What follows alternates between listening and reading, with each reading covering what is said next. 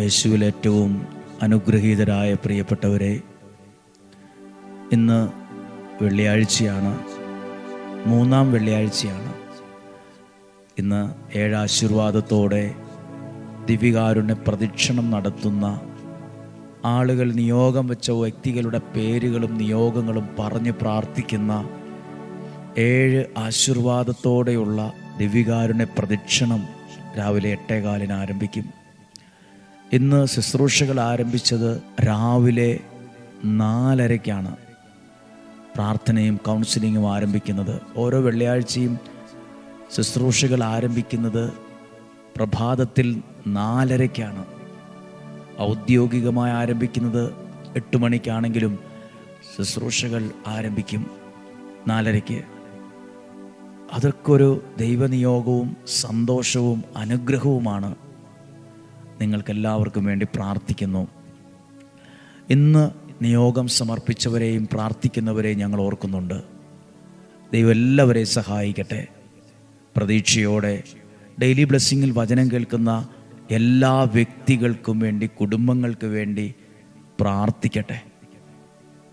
Daily ബ്ലെസ്സിങ്ങിൽ വചനം കേൾക്കുന്ന ഓരോരുത്തരും ദൈവത്താൽ, സത്യദൈവത്താൽ അനുഗ്രഹിക്കപ്പെടട്ടെ. സത്യദൈവത്താൽ അവർ അനുഗ്രഹിക്കപ്പെടട്ടെ. ദൈവവചനത്താൽ അവർ അനുഗ്രഹിക്കപ്പെടട്ടെ.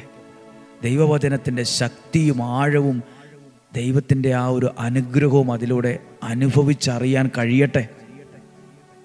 പ്രാർത്ഥിക്കുന്നു. ഇന്ന് നാം കേൾക്കുന്ന ദൈവവചനം 1 സാമുവേലിൻ്റെ പുസ്തകം 10-ാം അധ്യായം 9-ാമത്തെ വാക്യമാണ്. 1 സാമുവേലിൻ്റെ പുസ്തകം 10-ാം അധ്യായം 9-ാമത്തെ വാക്യം. സാവൂൾ സാമുവേലിൻ്റെ അടുക്കൽ നിന്ന് പോകാൻ തിരിഞ്ഞപ്പോൾ, അപ്പോൾ ആരുടെ അടുത്ത് വന്നു? സാവൂൾ സാമുവേലിൻ്റെ അടുക്കൽ വന്നു. പ്രിയപ്പെട്ടവരെ, നമ്മളിത് ശരിക്കും ചിന്തിക്കണം. സാമുവേൽ ആരാണ്? ദൈവം തെരഞ്ഞെടുത്ത അഭിഷിക്തനായ ഒരാളാണ് സാമുവേൽ. ഒരു ദൈവത്തിൻ്റെ പ്രിയപ്പെട്ട ദാസനാണ്. ദൈവത്തിൻ്റെ അഭിഷേകമുള്ള ഒരു വ്യക്തിയാണ് സാമുവേൽ.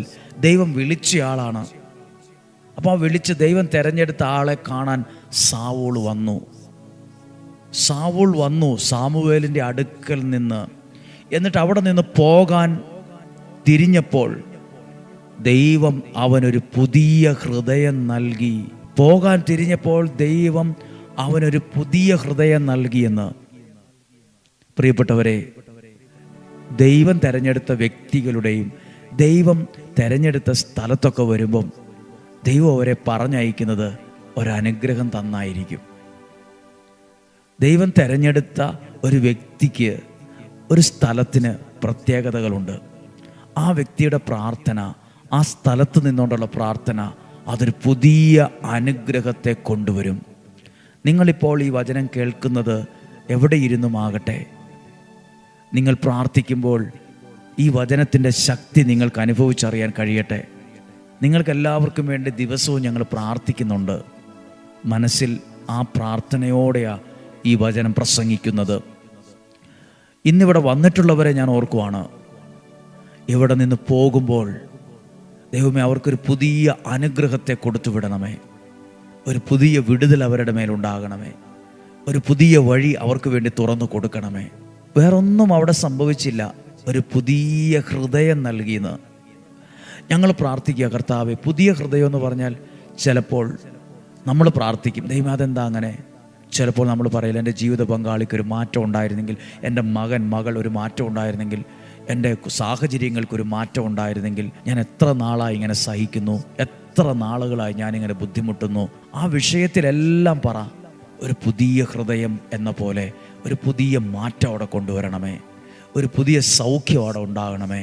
പുതിയൊരു വിടുതൽ അവിടെ കൊണ്ടുവരണമേ. പുതിയൊരു വഴി തുറന്നു തരണമേ. പുതിയൊരു മാർഗം കാണിച്ചു തരണമേ. പുതിയൊരു ജോലി എനിക്ക് തരണമേ. പുതിയൊരു ഇൻ്റർവ്യൂവിന് എനിക്ക് പോകാൻ പറ്റണമേ. എനിക്ക് ആ രാജ്യത്ത് എനിക്ക് ആ PR ശരിയാകണമേ. കാരണം ദൈവത്തോടുള്ള ബന്ധത്തിലാണ് പുതിയ അനുഗ്രഹമുണ്ടാകുന്നത്. സാവൂളിന് വേണമെങ്കിൽ അവിടെ തന്നെ ഇരുന്നാൽ പോരായിരുന്നോ?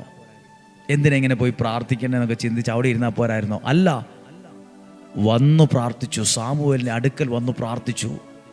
ചില സ്ഥലത്ത് നമ്മൾ പോയി പ്രാർത്ഥിക്കണം. ചില വ്യക്തികളെ കണ്ട് തന്നെ പ്രാർത്ഥിക്കണം. അത് അനുഗ്രഹമാണ്. അടുത്ത വാക്യം നോക്കൂ. സാമുവേൽ പറഞ്ഞതെല്ലാം. അപ്പോൾ സാമുവേൽ എന്തൊക്കെയോ പറഞ്ഞു. സാമുവേൽ പ്രാർത്ഥനയിൽ ചില കാര്യങ്ങൾ പറഞ്ഞു. പറഞ്ഞതെല്ലാം അന്ന് തന്നെ സംഭവിച്ചു. സാമുവേൽ പറഞ്ഞതെല്ലാം അന്ന് തന്നെ. പ്രാർത്ഥനയിൽ ദൈവം പറയുന്നത് അന്ന് തന്നെ സംഭവിക്കും. വിശ്വാസത്തോടെ പറയുന്നത് അന്ന് തന്നെ സംഭവിക്കും. വിശ്വാസത്തോടെ പ്രാർത്ഥിക്കുന്നത് അന്ന് തന്നെ ഉത്തരം കിട്ടും.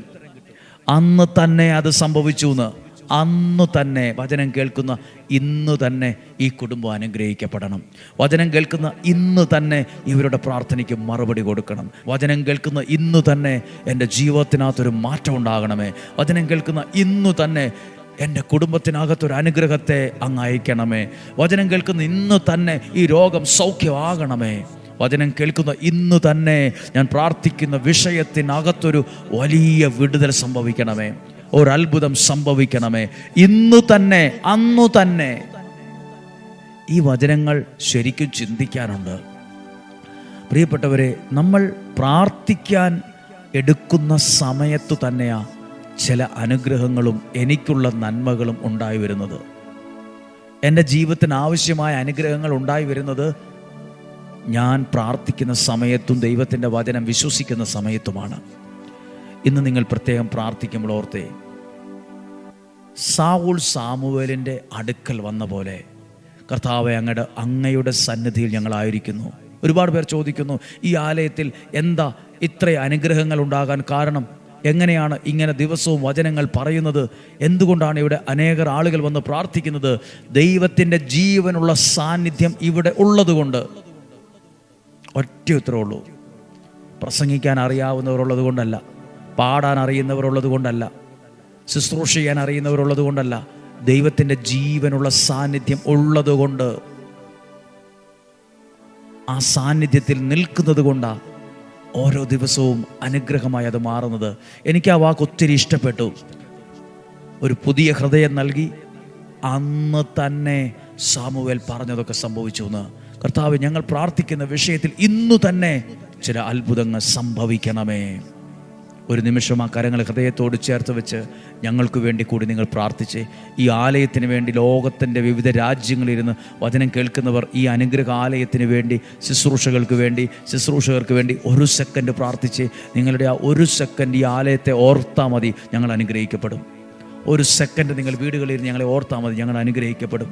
കാരണം നിങ്ങൾ ഞങ്ങളെ ഒത്തിരി സ്നേഹിക്കുന്നവരും അംഗീകരിക്കുന്നവരുമാണ്. ഈ ശുശ്രൂഷയെ നിങ്ങളുടെ കരങ്ങളിൽ അനുഗ്രഹമാക്കുന്നത് ദൈവത്തിൻ്റെ സാന്നിധ്യമാണ്. ഈ വചനം മുഴങ്ങുന്ന നിങ്ങളുടെ കുടുംബത്തിനകത്ത് ദൈവിക ചൈതന്യമാണ് നിറഞ്ഞുകൊണ്ടിരിക്കുന്നത്. പ്രാർത്ഥിക്കുവാണ്. കർത്താവ്, ഈ ദിവസം ആരുടെയൊക്കെ നിയോഗങ്ങൾക്ക് വേണ്ടിയാണോ ഞങ്ങൾ പ്രാർത്ഥിക്കാൻ കടപ്പെട്ടത്, ആരൊക്കെയാണോ ഈ വചനം കേട്ടത്, ആരുടെയൊക്കെ ഹൃദയങ്ങളിലാണോ ഈ വചനം മനസ്സിലായത്, ആരൊക്കെയാണത് വിശ്വാസത്തോടെ സ്വീകരിച്ചത്, ആരുടെയൊക്കെ നിയോഗങ്ങൾക്ക് മുമ്പിലാണോ ഞങ്ങൾ കരങ്ങൾ ഉയർത്തിയത്, അവരെല്ലാം ഓർത്ത് പ്രാർത്ഥിക്കുന്നു. കർത്താവേ, ഞങ്ങളുടെ അത്ഭുതങ്ങളെ ഇവിടെ സംഭവിക്കണമേ, അടയാളങ്ങൾ ഇവിടെ സംഭവിക്കണമേ, ദൈവപ്രവർത്തികൾ ഇവിടെ സംഭവിക്കണമേ. എഴുതി സമർപ്പിച്ച ഓരോ നിയോഗങ്ങളിലും വലിയ ദൈവപ്രവർത്തികൾ സംഭവിക്കട്ടെ, വലിയ ദൈവപ്രവർത്തികൾ സംഭവിക്കട്ടെ. ഈ മാസം കുട്ടികളുടെ അവരുടെ ആവശ്യങ്ങളെ, നിയോഗങ്ങളെ വെച്ച് 2 മാസത്തോളമായി പ്രാർത്ഥിക്കാൻ തുടങ്ങിയിട്ട് അതിൻ്റെ അനുഗ്രഹം അവരിൽ ഉണ്ടാകണമേ. ഓരോ നിയോഗങ്ങളിലും അത്ഭുതങ്ങൾ സംഭവിക്കണമേ. നമ്മുടെ കർത്താവ് ഈശോ മിശിഹായുടെ കൃപയും പിതാവായ ദൈവത്തിൻ്റെ സ്നേഹവും പരിശുദ്ധാത്മാവിൻ്റെ സഹവാസവും നിങ്ങളോട് കൂടെ ഉണ്ടായിരിക്കട്ടെ. രോഗങ്ങളിൽ നിന്നും, അപകടങ്ങളിൽ നിന്നും, ദുർമരണത്തിൽ നിന്നും, ഒപ്പെത്താത്ത മരണത്തിൽ നിന്നും, ചതികളിൽ നിന്നും, വഞ്ചനയിൽ നിന്നും, നിരാശയിൽ നിന്നും, കുറ്റബോധത്തിൽ നിന്നും ഞങ്ങളെ സൂക്ഷിക്കണമേ. ശരീരത്തിൻ്റെ അകവും പുറവും ആരോഗ്യത്തോടെ സൂക്ഷിക്കണമേ. സമാധാനവും സന്തോഷവും തരണമേ. ഒന്നിനും ഒരു കുറവില്ലാത്ത വിധം ഞങ്ങളെ നയിക്കണമേ. ഞങ്ങൾ പാപികളും ബലഹീനരും നിസ്സാരരുമാണ്. ഞങ്ങൾ സാധാരണ മനുഷ്യരാണ്. ഞങ്ങളൊന്നുമല്ല, ഏതുമല്ല, ആരുമല്ല. ഞങ്ങളെ കൈവിടരുത് കർത്താവേ.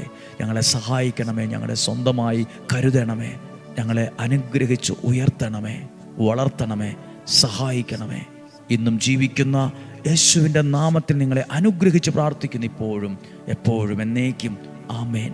നാളെയും 5:30 ഒരുമിച്ച് കാണുന്നതുവരെ സ്വർഗത്തിലെ ദൈവം, വലിയവനായ ദൈവം എന്നെയും നിങ്ങളെയും അത്ഭുതകരമായി സൂക്ഷിക്കട്ടെ. ആമേൻ.